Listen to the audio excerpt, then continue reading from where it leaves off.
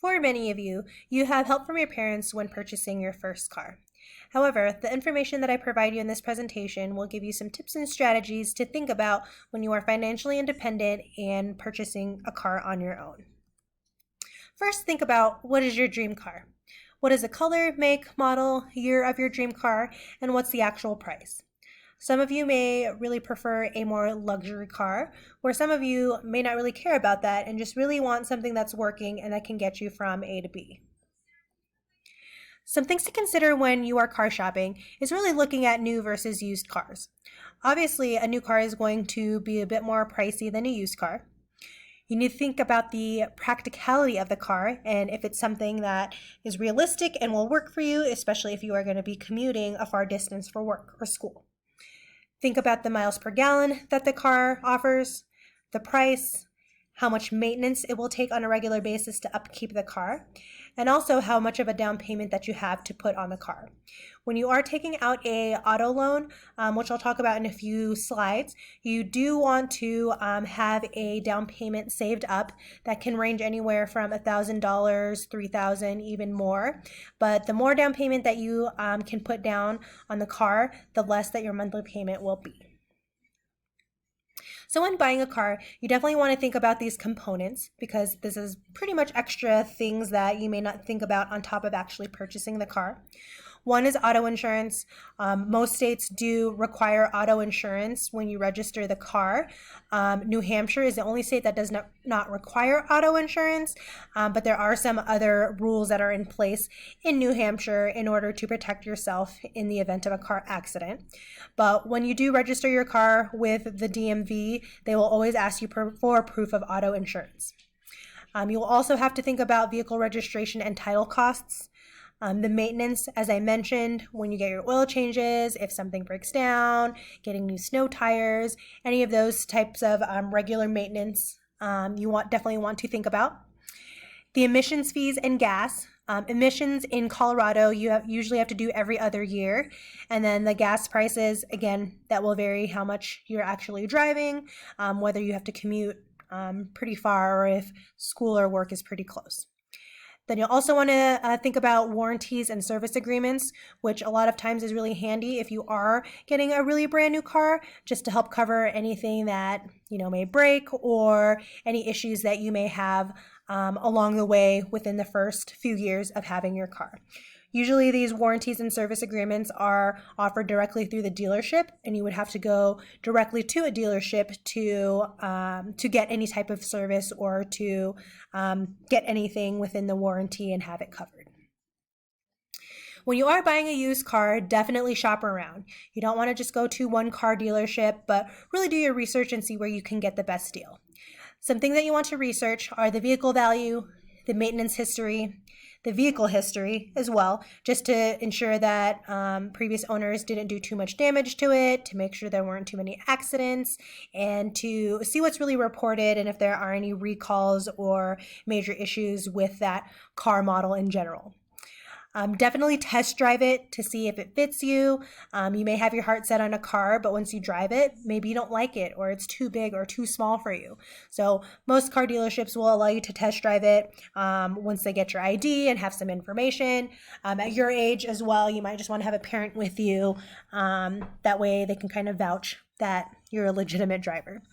Another good suggestion is to have a mechanic evaluation. Usually car dealerships will have mechanics on site.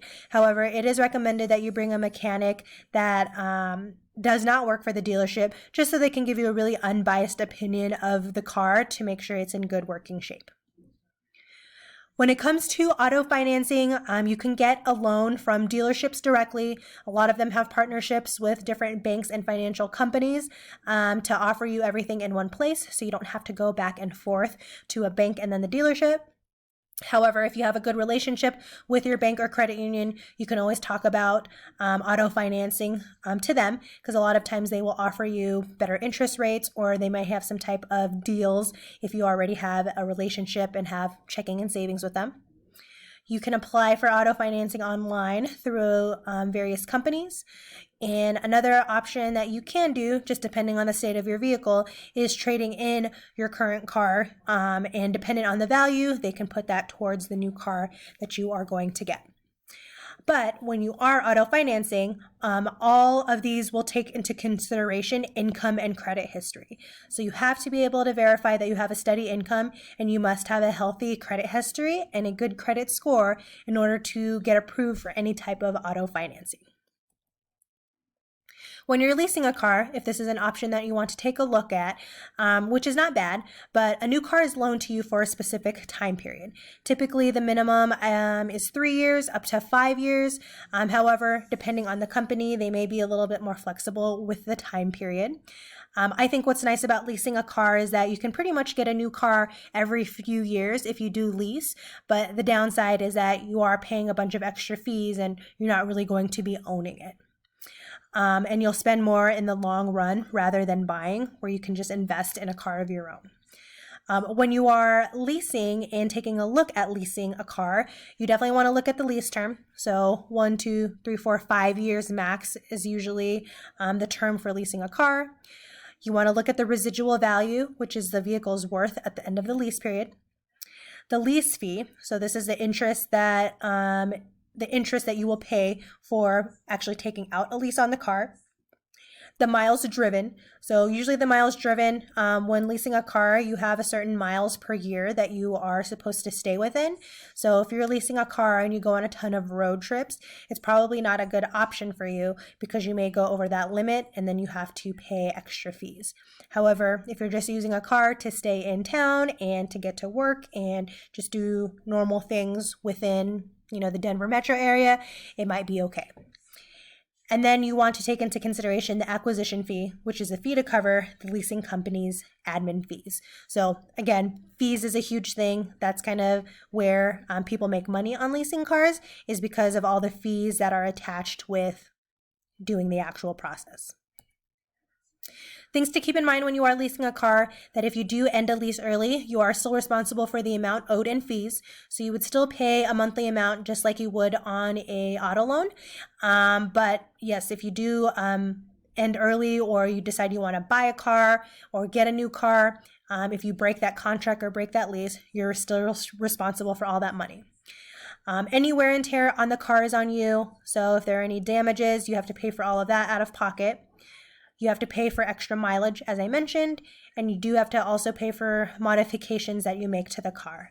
So there are a lot of restrictions if you lease a car because it's technically not yours. So you definitely have to be a little bit more cognizant and aware of the condition of the car throughout the lease term.